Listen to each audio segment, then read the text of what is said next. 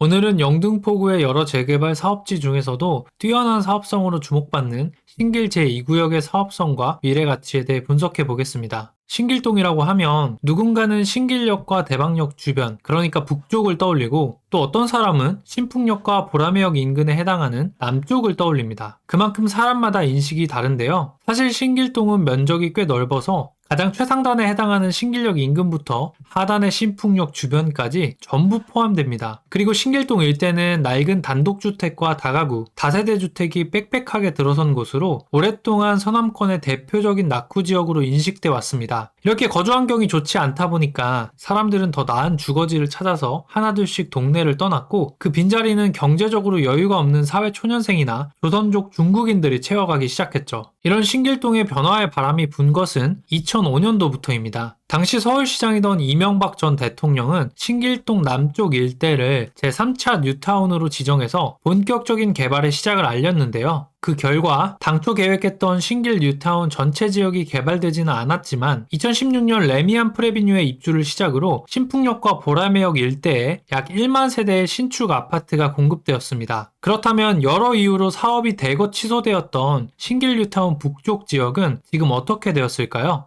사업이 대거 무산됐던 신길 뉴타운 북측 지역은 문재인 정부 시절 공공재개발이나 공공도심 복합사업 등의 이름으로 다시 정비사업이 추진되고 있습니다. 또한 영등포역 남측에 위치한 도림동 일대 역시 전면적인 정비사업이 추진되면서 신길동 북쪽 일대 전체가 신도시급 규모로 광역적 정비가 진행 중입니다. 그 가운데 오늘 영상의 주인공인 신길 제2구역은 신길동 북측 정비사업 구역 중에서도 영등포역과 신길역을 모두 이용할 수 있는 중심 입지에 위치해 있어 입지와 규모 측면에서 가장 우수한 민간 재개발 구역으로 평가받고 있습니다. 그럼 지금부터 신길 제2구역의 사업성, 추정 분담금, 그리고 안전마진까지 아주 상세히 분석해 보겠습니다. 먼저 신길 제2구역의 사업 추진 경위부터 살펴보겠습니다. 2007년 8월 신길 제2구역은 추진위원회 승인을 받아 본격적으로 재개발을 추진하게 되었습니다. 그리고 2년 뒤인 2009년 하반기엔 정식으로 정비구역 지정이 되었죠. 하지만 그 이후 부동산 시장이 침체되면서 약 10년 동안 사업에 진전이 없었는데 문재인 정부 시절 부동산 시장이 급등하자 2020년 3월 약 13년 만에 드디어 조합 설립 인가를 득하게 됩니다.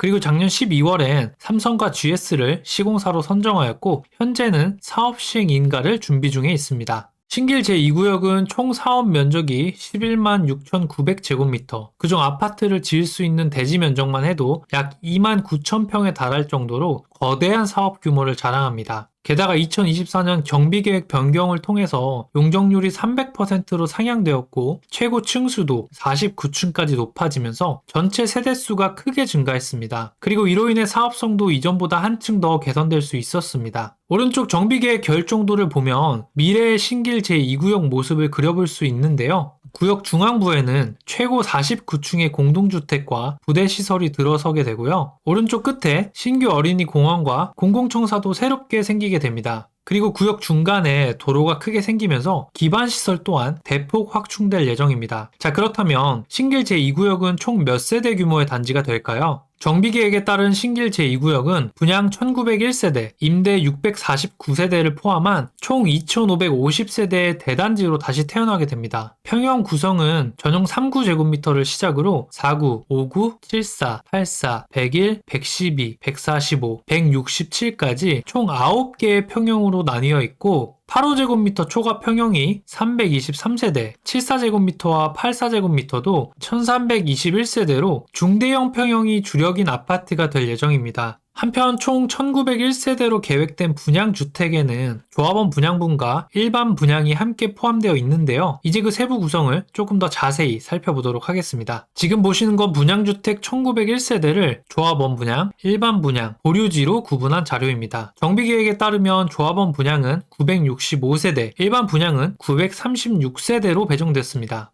이 경우 신길 제2구역은 조합원 대비 일반 분양 비율이 100% 가까이 되는데요. 보통 재개발 사업에서 일반 분양 비율이 50%만 넘어도 사업성이 괜찮은 곳이란 평가를 받는데 신길 제2구역은 그 비율이 100%에 근접하고 분양 평형 또한 평당가를 가장 높게 받을 수 있는 5구, 84에 몰려 있어 향후 아주 우수한 사업성이 예상됩니다. 게다가 이곳은 여의도와 도심으로의 접근이 용이하기 때문에 일반 분양 수요가 굉장히 많은 곳으로 향후 일반 분양 실패의 리스크도 리스크도 거의 없다고 판단됩니다. 자, 그럼 조합원에게 할당된 955세대를 조금 더 자세히 살펴보겠습니다. 먼저 전용 8호제곱미터 초과 평형에는 291세대가 배정됐고, 전용 74와 84제곱미터 평형에는 총 598세대가 배정됐습니다. 이 598세대에는 일부 74가 포함되어 있겠지만, 만약 조합원 전원이 84제곱미터 이상을 원한다면 일반 분양에 할당된 물량에서 추가로 배정할 여유분이 있기 때문에 신길제 2구역 조합원이라면 향후 84제곱미터는 모두 배정 가능할 것으로 예상됩니다. 그리고 감정평가 상위 30% 안쪽에 드는 조합원들은 101제곱미터 이상의 중대형 평형도 배정이 가능합니다. 이런 구조에서 가장 가성비 있는 투자 전략으로는 소액으로 진입 가능한 소형 물건을 매수한 뒤에 관리처분 단계에서 대형 평형을 1순위로 신청해 보는 겁니다. 만약 당첨이 된다면 수익이 굉장히 크게 돌아오고, 되지 않더라도 84제곱미터는 기본으로 배정되니까 로우 리스크, 하이 리턴 전략이 될 수 있겠죠.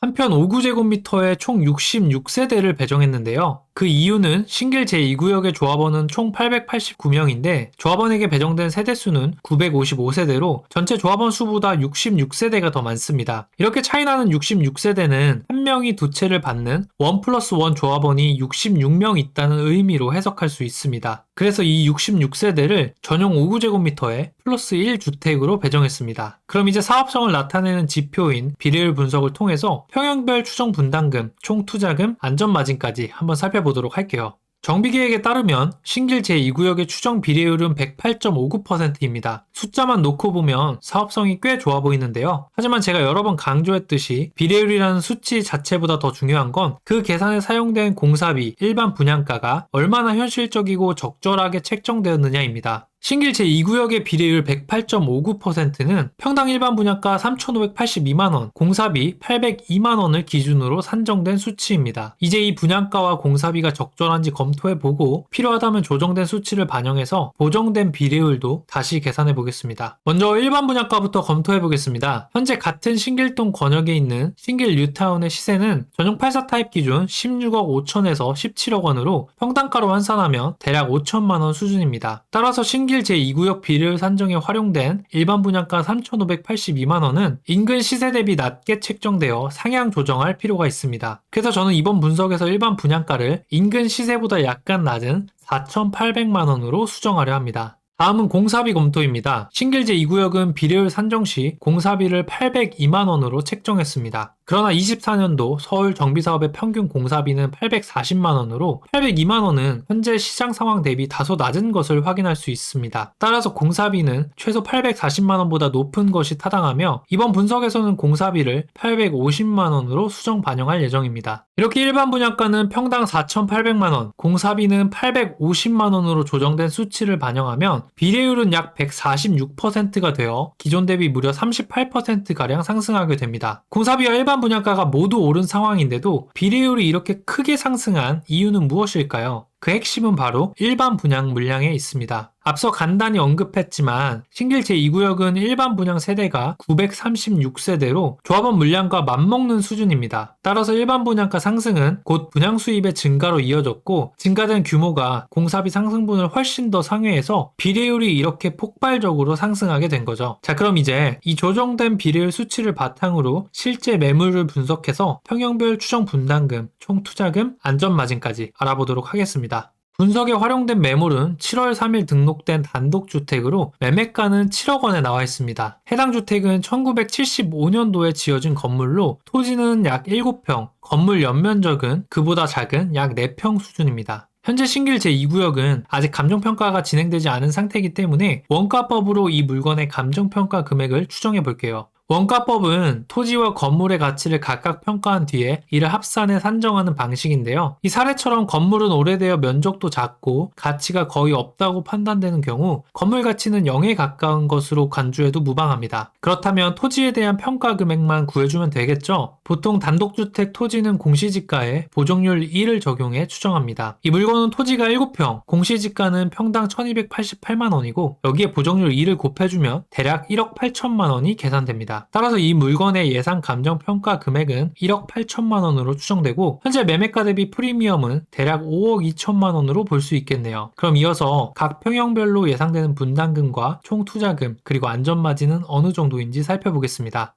먼저 추정분담금 계산입니다. 추정분담금은 조합원 분양가에서 분양 기준가액을 차감해서 구해주는데요. 여기서 분양 기준가액이란 권리가액의 정식 용어인데 감정평가 금액의 비례율을 곱해서 구해주게 됩니다. 따라서 이 매물의 분양 기준가액은 감정평가 금액 1억 8천만 원에 비례율 146%를 곱해준 값으로 2억 6,200만 원이 됩니다. 그리고 조합원 분양가는 정비계획상 일반 분양가의 90%인 평당 3,223만 원으로 추정해서 5구제곱미터는 8억 원, 84제곱미터는 11억 원 수준입니다. 이렇게 조합원 분양가와 분양 기준가액을 모두 파악했다면 이제 추정 분담금을 계산해 볼 수 있겠죠? 우리가 앞서 살펴본 매물을 매수하고 5구제곱미터를 받으려면 5억 3,800만 원의 추가 분담금이, 84제곱미터를 받으려면 8억 3,800만 원의 추가 분담금이 필요합니다. 추정 분담금 계산이 끝났다면 이제 총 투자금도 구해볼 수 있습니다. 총 투자금은 현재 매매가에 추정 분담금을 더한 금액으로 계산됩니다. 따라서 신길 제2구역 매물을 7억에 매수하고 향후 아파트를 받기 위해 부담해야 할 총 투자금은 5구제곱미터 12억 3,800만 원,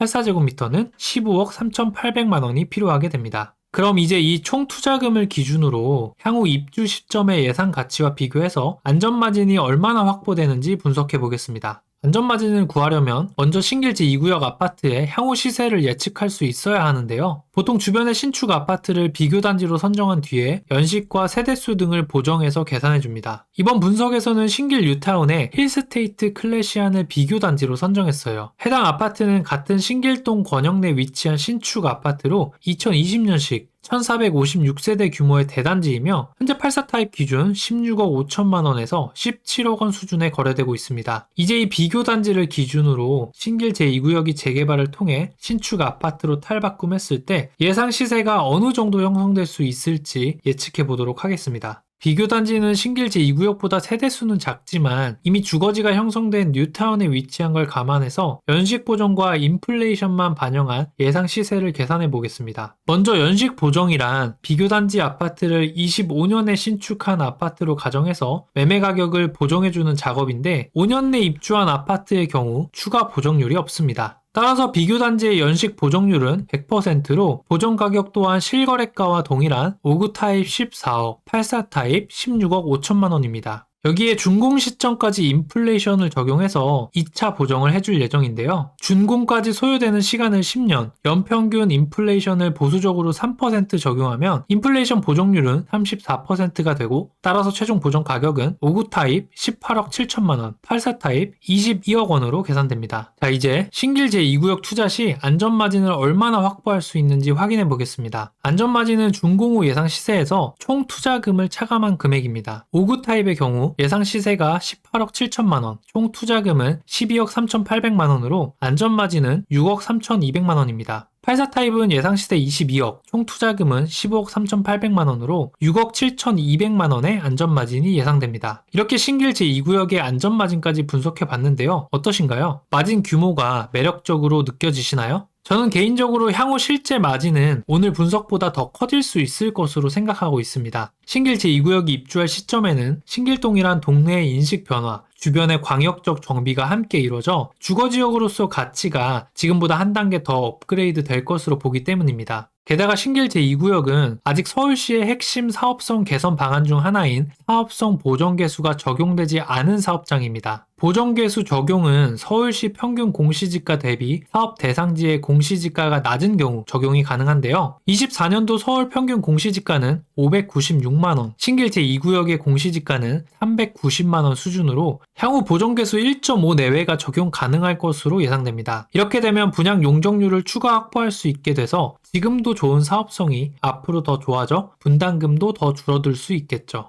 최근 서울 부동산 시장이 가파르게 상승하면서 재개발 또한 최상급지인 한남, 성수부터 노량진, 부가현 뉴타운까지 연초 대비 수억 원이 상승했습니다. 이제 신길 제2구역이 그 다음 차례로 지금이 비교적 저렴하게 구할 수 있는 좋은 시기가 아닌가 생각됩니다. 한편 최근 6.27 대책이 발표되면서 재건축 재개발 이주비 대출 한도가 6억 원으로 묶였습니다. 특히 6월 27일까지 관리처분 인가를 받지 못한 단지들은 모두 강화된 규정을 적용받아 다주택자의 경우 이주비 대출을 아예 받을 수 없게 되었죠. 물론 조합 차원에서 사업비 대출을 추가로 조달하는 방법을 알아볼 수 있겠지만 그마저도 이율이 높아서 조합원들의 피해가 이만저만이 아닙니다. 따라서 현재 관리처분 인가를 앞두거나 이주를 앞둔 조합과 조합원들은 비상사태입니다. 반면 사업의 초중반 단계에 해당하는 곳들은 당장의 대출 규제 적용과는 거리가 멀어서 피해가 적은 편이라고 볼 수 있습니다. 신길 제2구역 또한 이주까지는 아직 많은 시간이 남아서 조금 차분하게 이재명 정부의 부동산 정책을 바라보고 대응할 시간적 여유가 있습니다. 이재명 정부가 들어서면서 주택시장의 변동성이 커지고 있습니다. 특히 재개발, 재건축과 같은 정비사업 분야에 많은 변화가 예상되고 이에 따른 대응과 향후 투자 전략을 잘 세우는 것이 무엇보다 중요해지고 있습니다. 따라서 지금 이 시기는 여러분과 보다 더 적극적인 소통이 필요하다는 판단하에 정비사업 상담 오픈 톡방을 개설했습니다. 정비사업과 관련한 질의응답, 정부 정책 해석, 투자 네트워킹 등 무료로 편하게 소통할 수 있는 공간이니까 여러분들의 많은 참여 부탁드립니다. 오늘 제가 준비한 영상은 여기까지입니다. 도움이 되셨다면 구독과 좋아요 부탁드립니다. 감사합니다.